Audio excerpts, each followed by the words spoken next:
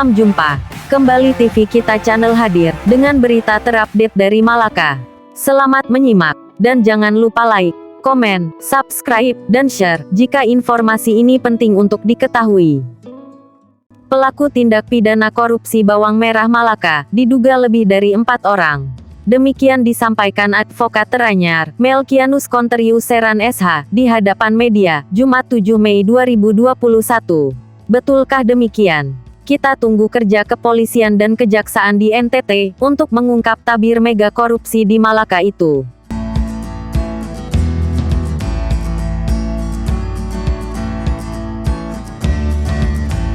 Saudara, korupsi adalah kejahatan luar biasa, yang kini diperangi negara ini. Tindak korupsi biasanya dilakukan oleh seseorang, sekelompok orang secara bersama-sama, untuk memperkaya diri, atau orang lain. Sehubungan dengan dugaan korupsi bawang merah di Malaka, Melki menyebutkan, itu adalah kejahatan yang terorganisir. Kata dia, selain 4 tersangka kasus bawang merah Malaka, yakni BT, SB, YBK, dan EPM, diduga masih melibatkan aktor mafia lainnya. Masih ada pihak-pihak tertentu yang belum diketahui. Pelakunya diduga lebih dari 4 orang, jelasnya.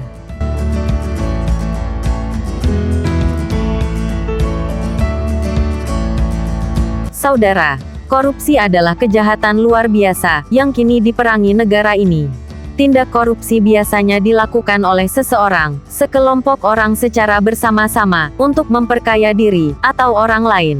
Sehubungan dengan dugaan korupsi bawang merah di Malaka, Melki menyebutkan, itu adalah kejahatan yang terorganisir. Kata dia, selain 4 tersangka kasus bawang merah Malaka, yakni BT, SB, YBK, dan EPM, diduga masih melibatkan aktor mafia lainnya. Masih ada pihak-pihak tertentu yang belum diketahui. Pelakunya diduga lebih dari 4 orang, jelasnya. Untuk itu, ujar Melki, dalam penerapan hukum dalam penanganan kasus bawang merah tersebut, harus dilihat pada pasal 55 KUHP. Bunyinya, orang yang turut serta melakukan tindak pidana korupsi, juga dipidana dengan ancaman pidana, yang sama dengan pelaku tindak pidana korupsi.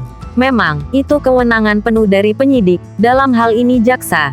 Tapi haruslah diterapkan pasal 55 KUHP, untuk menjaring semua pelaku, tegas Melki.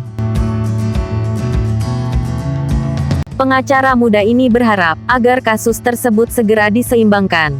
Karena publik menanti tindakan, atau action aparat penegak hukum, sehingga kasus bawang merah itu tidak menjadi tanda tanya untuk publik. Kalau buktinya sudah lengkap, harus segera disidang. Soal teknis, harus diserahkan kepada APH, dalam hal ini jaksa, selaku penyidik. Menurut Melki, korupsi bawang merah Malaka menyebabkan kerugian yang tidak sedikit. Kerugiannya besar, maka APH harus segera sidangkan kasus, dan ungkap pelaku lain yang terlibat.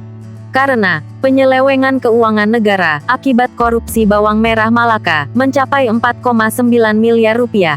Aparat penegak hukum harus telusuri pihak-pihak lain yang terlibat, pungkasnya.